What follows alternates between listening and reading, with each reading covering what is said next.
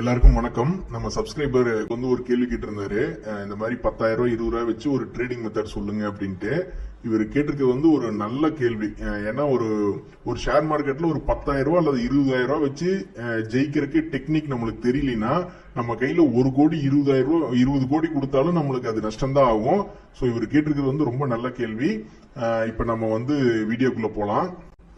அந்த 10,000 ரூபாய் 20,000 ரூபாய் வச்சு ட்ரேட் பண்ணணும் ஷேர் மார்க்கெட்லன்னா நம்மளுக்கு வந்து இன்ட்ராடே ட்ரேடிங் தான் பெஸ்டா இருக்கும். ஒரு லாங் டேர்ம் இன்வெஸ்ட்மெண்ட்லயோ அல்லது ஆப்ஷன்ஸ் ட்ரேடிங்லயோ வந்து நம்மளுக்கு அந்த ஒரு 10 ரூபாய் 20 ரூபாய் அப்படின்றத போடும்போது நம்மளுக்கு ரிட்டர்ன்ஸ் கம்மியா வரும். இல்லைன்னா ரொம்ப அபாயகரமான ஒரு செயலா போயிடும். ஆப்ஷன்ஸ் ட்ரேடிங் எல்லாம் போட்டு பணம் போயிடுச்சுன்னா மொத்தமா போயிடும். அதனால நம்ம வந்து முதல்ல வந்து ஷேர் மார்க்கெட்ல பிரைஸ் ஏறி இறங்குறத வந்து நம்ம எப்படி பண்ணிக்கலாம் அப்படின்றத முதல்ல பார்ப்போம். முதல்ல வந்து ஒரு தக்காளி மார்க்கெட்டை பார்ப்போம். அதுக்கப்புறம் பங்கு மார்க்கெட்டுக்கு போவோம். இது வந்து ரொம்ப ரொம்ப ரொம்ப பிகினர்ஸ் ஷேர் ட்ரேட் பண்ற உள்ள வர்றவங்களுக்கு உண்டான வீடியோ. அதனால எனக்கு தெரியும் இந்த நம்ம சேனல்ல வந்து ரொம்ப ரொம்ப பெரிய ஆளுங்கெல்லாம் இருக்காங்க சப்ஸ்கிரைபர்ஸா. அவங்க எல்லாம் வந்து ரொம்ப பெரிய லெவல் ஆப்ஷன்ஸ் ட்ரேடிங் பண்றவங்க. அவங்களுக்கு கொஞ்சம் போரிங்கா இருக்கும். இது வந்து முழுக்க ஒரு ஆரம்ப கட்ட ஷேர் ட்ரேடிங் பண்றவங்களுக்கு. சோ இப்ப நம்ம தக்காளி மார்க்கெட்டே எடுத்துக்கோமேங்க. இப்ப ஜனவரியில வந்து 20 ரூபா இருந்தது, அப்புறம் 30 ரூபா போச்சு, அப்புறம் 40 ரூபா 25 ரூபா அப்படி வந்துச்சு. இப்ப 10 ரூபாய் 15 ரூபாய் இப்போ கிலோக்கு வித்துட்டு இருக்கான். இப்ப இது வந்து எல்லாத்துக்குமே தெரியுமா ஏன் மேல ஏறிச்சு ஏன் கீழே இறங்குச்சுன்னு? ஆனா ஒரு சிலருக்கு தெரியும். ஒரு சிலருக்கு ஏன் இறங்குது ஏன் ஏறுது எப்ப ஏறும் எப்ப இறங்கும் அப்படின்றது ஒரு சிலருக்கு மட்டும் நல்லா தெரியும். அவங்க வந்து கண்டிப்பா இதுல வந்து லாபம் பண்ணுவாங்க. சரிங்களா? இதே மாதிரி இந்த தக்காளி மார்க்கெட்டே வந்து ஒரு நாளுக்கு என்ன ஆகுதுன்னு பார்ப்போம். இது வந்து ஒரு 6 மாச கணக்கு. இது இப்போ ஒரு நாளுக்கு என்ன ஆகுதுன்னு பார்ப்போம். இப்ப தக்காளி மார்க்கெட்டே காலையில இப்ப இங்க திருப்பூர் மார்க்கெட்டுக்கே காலையில ஒரு 5 மணிக்கு 3 மணிக்கு ஒரு லோடு வந்து இறங்குன்னு வச்சுங்களேன். அது காலையில ஒரு ஏலம் போட்டு விற்கிறப்ப காலையில ஒரு ரேட் இருக்கும். 20 ரூபா இருக்கும், 21 ரூபா இருக்கும், 20 ரூபா 50 பைசா இருக்கும். ஒரு நாளைக்கே வந்து 50 பைசா அந்த ஒரு கிலோக்கு வந்து மேல ஏறி இறங்கக்கூடிய சூழ்நிலை இருக்கு. இது எல்லாத்துக்குமே தெரியுமா? தெரியாது. ஏதோ சிலர் ஒரு குறிப்பிட்ட நபர் மட்டும் எப்படி ஏறும் எப்ப ஏறும் எப்ப கீழே இறங்கும், கீழே இறங்குச்சுன்னா எப்படி லாஸ்ல இருந்து தப்பிச்சுக்கலாம், ஏறும்போது அதை வாங்கி எப்படி லாபம் ஈட்டலாம் அப்படின்றது வந்து கண்டிப்பா ஒரு சிலருக்கு தான் தெரியும். எல்லாருக்குமே தெரியாதுங்க. அதே மாதிரிதான் ஸ்டாக் மார்க்கெட். இப்ப ஸ்டாக் மார்க்கெட் பார்ப்போம். அந்த 10,000 வச்சு எப்படி ட்ரேட் பண்றதுங்கிறதையும் பார்ப்போம். இந்த இன்ட்ராடே ட்ரேடிங் பண்றதுக்கு முதல் படின்னு ஒண்ணு இருக்குங்க. அந்த முதல் படியை கரெக்டா எடுத்து வச்சுட்டாவே பெருமளவு சக்சஸ் ஆங்க. முதல் படி வந்து என்னன்னாங்க, என்ன ஷேர்ல அன்னைக்கு இன்ட்ராடே பண்ணணும் அப்படிங்கறது இருக்குங்க. இது வந்து நீங்க வந்து ஏதாவது மணி கண்ட்ரோல் எல்லாம் பாத்தீங்கன்னா காலையில 7 மணில இருந்து ஒரு 8 மணி வரைக்கும் பாத்தீங்கன்னா அந்த வெப்சைட்டை அவங்களுக்கே ஒரு நல்ல ஐடியா கிடைச்சிட்டு எந்த ஷேர் இன்னைக்கு வாங்கிக்கலாம் விற்கலாம் அப்படின்ட்டு. சோ அந்த மாதிரி அல்லது நீங்க வந்து நேத்து 5% ஏறினது யாரு 5% இறங்கினது யாரு அப்படின்னு என்எஸ்சி இந்தியா வெப்சைட்ல போயிட்டு டாப் கெய்னர்ஸ் டாப் லூசர்ஸ் போட்டீங்கன்னா அதுல ஒரு ஐடியா கிடைக்கும். அல்லது ஃபியூச்சர்ஸ் அண்ட் ஆப்ஷன்ஸ்ல வந்து ஓபன் இன்ட்ரெஸ்ட் வந்து அதிகமா ஏறினது யாரு இறங்கினது யாரு அப்படின்னு ஒரு 4-5 மெத்தட்ல வந்து ஒரு எந்த ஸ்டாக்கை வந்து ட்ரேட் பண்ணா ஓரளவுக்கு பெட்டரா இருக்கும். ஒவ்வொருத்தருக்கும் ஒவ்வொன்றும் செட் ஆகுங்க. அதனால அந்த மாதிரி ஐடியாஸ் யூஸ் பண்ணி எந்த ஸ்டாக் வந்து வாங்கலாம் அப்படின்றது முடிவு பண்ணும். இதை முடிவு பண்ணிட்டாவே 50% வெற்றி மாதிரி தான். இப்ப இந்த எஸ்பிஐ ஐடிசி இதெல்லாம் வந்து பாத்தீங்கன்னா ஒரு குறிப்பிட்ட ரேஞ்சில ட்ரேட் ஆகும். அதனால அதுல ட்ரேட் பண்றவங்களுக்கு வந்து தெரியும் எவ்வளவு தூரம் போக முடியும் எவ்வளவு தூரம் மேல வர முடியும்ட்டு. நியூஸ்க்கு வந்து ரொம்ப கம்மியா இதாகும் ட்ரேட் ஆகும். இதே இந்த மாதிரி அதானி மாதிரிலாம் பாத்தீங்களா, அதானி டாடா மோட்டர் டாடா ஸ்டீல் எல்லாம் வந்து கரணம் தப்பினால் மரணம் அப்படிங்கிற மாதிரி தான் இருக்கும்.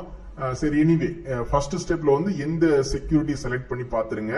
செலக்ட் பண்ணோடனே முதல் வேலையை நீங்க வந்து சார்ட்டை போட்டு பாத்துறணும். முதல் வேலையை போய் அந்த 30 மினிட்ஸ் சார்ட்டை போட்டு பார்த்து ட்ரெண்ட் இண்டிகேட்டர் வந்து என்ன சொல்லுது.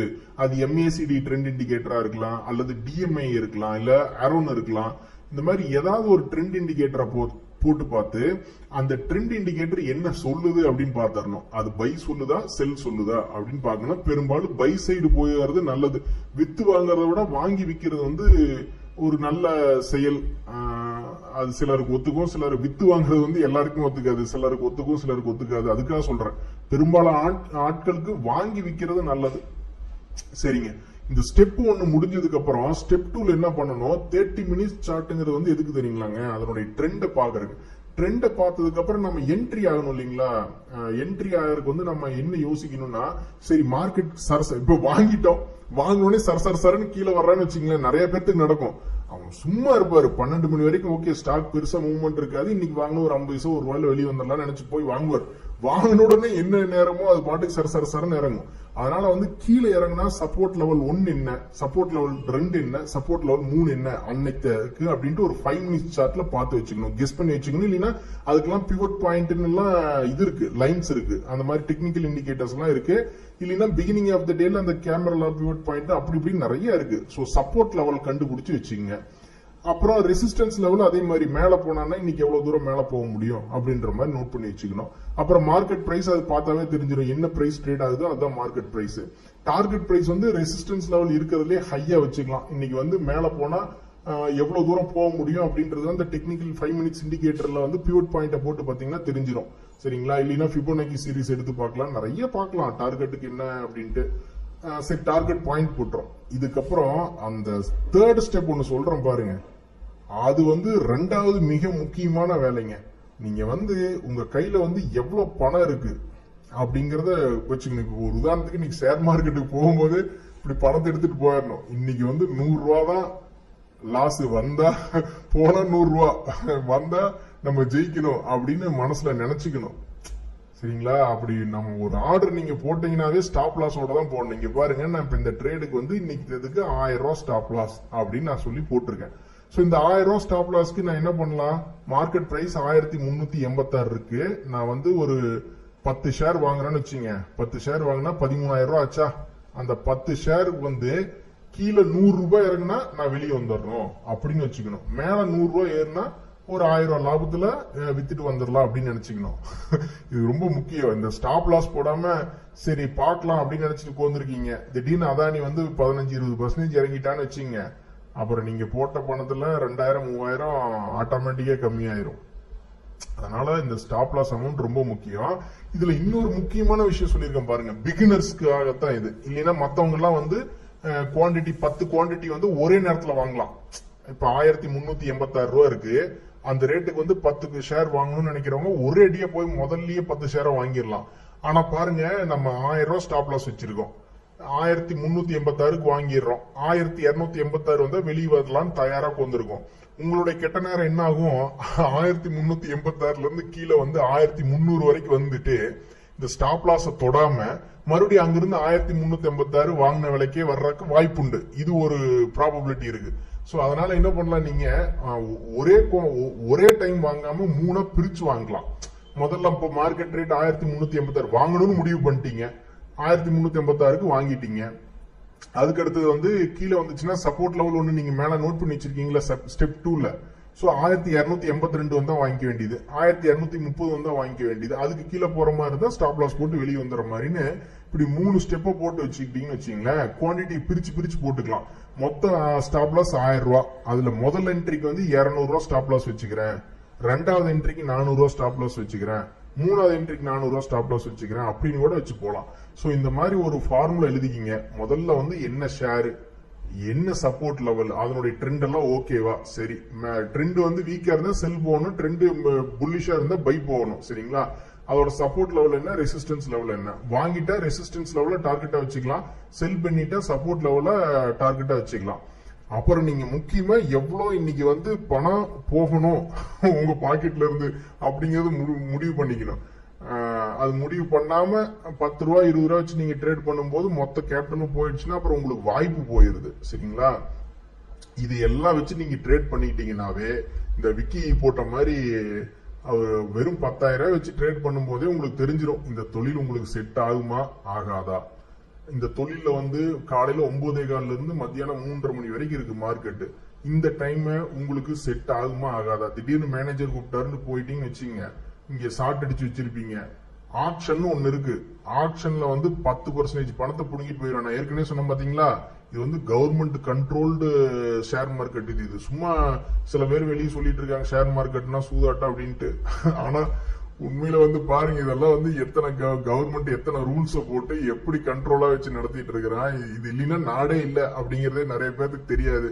சரி பரவாயில்ல இருக்கட்டும், ஒரு நாள் வந்து வெளியே தெரிய வரும். ஸ்டாக் மார்க்கெட் வந்து ஒரு நாட்டுக்கு அவ்வளவு முக்கியம். அப்புறம் என்ன ஆகும், சோ அந்த ஸ்டாப் லாஸ்ன்றது முக்கியம். ஸ்டாப் லாஸ் போட்டு வெளியே வர பாருங்க. இப்போ வந்து குயிக்கா இந்த எல்லா ஸ்டெப்ஸையும் வந்து ஒரு டெமோ பாத்திரலாம். சரிங்களா? இங்க பாருங்க, நான் 30 மினிட்ஸ் சார்ட் வந்து லோட் பண்ணிட்டேன். அதானி என்டர்பிரைஸ் தான் லோட் பண்ணிருக்கேன். இதுல வந்து ஒரு technical indicator 30 minutes time frame set பண்ணி லோட் பண்ணிட்டேன். டெக்னிக்கல் இண்டிகேட்டர் வந்து நிறைய சொன்னேன் இல்லைங்களா? MACD லோட் பண்ணலாம், DMI லோட் பண்ணலாம், ஏரோன் இண்டிகேட்டர் லோட் பண்ணலாம். நான் ஏரோன் இண்டிகேட்டர் தான் லோட் பண்ணிருக்கேன். ட்ரெண்ட் வந்து பையிங் சைடு இருக்கா செல்லிங் சைடா இருக்கான்னு பாக்குறதுக்கு.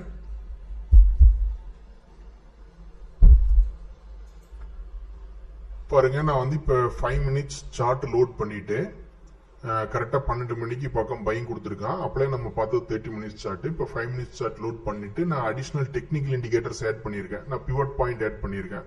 இந்த பிவட் பாயிண்ட்லாம் வந்து முந்தின நாளே கிடைக்கும். அதெல்லாம் கால்குலேஷன் தான், நிறைய வெப்சைட்ஸ்ல கிடைக்கும். அல்லது இதுல வேணும்னா நம்ம அந்த பிவட் பாயிண்ட் லோட் பண்ணிட்டோம்னா அதுவே இப்படி சொல்லும். சோ நான் வந்து அந்த சப்போர்ட் லெவல், ரெசிஸ்டன்ஸ் லெவல் மூணு இது பார்த்தேன் இல்லைங்களா? Resistance level 1, resistance level 2, resistance level 3. So அவன் என்ன சொல்றான், சோ அவன் வந்து இந்த இடத்துல பை பண்ண சொன்னதுக்கு அப்புறம் நான் இங்க வாங்கிடுறேன். இங்க வாங்கினதுக்கு அப்புறம் என்னுடைய ஃபர்ஸ்ட் டார்கெட் 1415. அதையும் தாண்டி வச்சிருந்து பார்க்கலாம் நினைச்சா அதையும் தாண்டி இங்க கூட வச்சிருந்து பார்க்கலாம். அது 1443. அதையும் தாண்டி வச்சிருந்து பார்க்கலாம் 1495.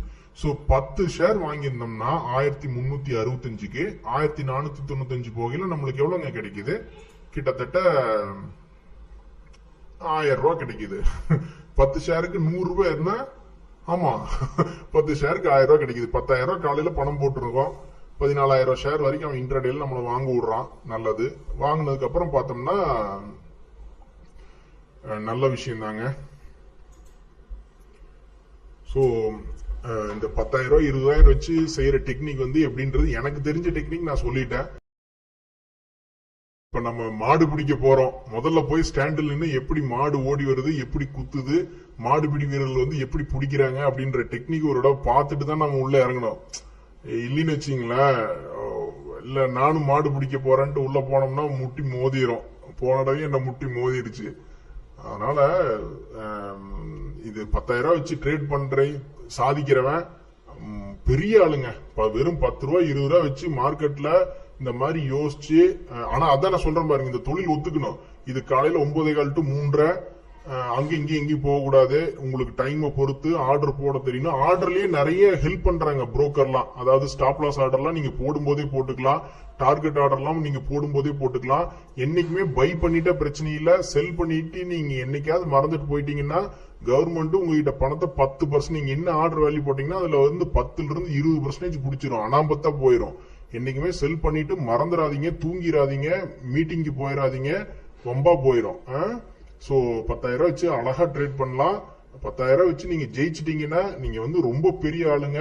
உங்க கையில வந்து 1 கோடி கொடுத்தா கூட நீங்க நல்லபடியா வச்சு காப்பாத்துவீங்க. அதே 10,000 வச்சு டெக்னிக் வந்து லாபம் பண்ண முடியல அப்படிங்கிறவங்களுக்கு வந்து எவ்வளவுதான் பணம் கொடுத்தாலும் அந்த டெக்னிக் அவங்களுக்கு அந்த தொழில் ஒத்துக்கிற வரைக்கும் அவங்களால லாபம் பண்ண முடியாது. சோ பிகினர்ஸ் இந்த விக்கி சொன்ன மாதிரி முதல்ல ஒரு 10-20 ரூபாய் போட்டு இப்ப நான் சொன்ன டெக்னிக்கை வந்து உபயோகப்படுத்தினா படுத்துங்க. இல்லைன்னா நீங்களே புதுசா ஏதாவது ஒண்ணு கண்டுபிடிச்சு பண்றது பண்ணுங்க. என்னைக்குமே மார்க்கெட்ல 3 இதை நினைச்சுக்குங்க. Market trend, reversal, retracement. இந்த 3ஐயும் மனசுல வச்சு ட்ரேட் பண்ணுங்க. கண்டிப்பா வெற்றி கிடைக்கும். எல்லாத்துக்கும் நல்வாழ்த்துக்கள். நன்றி.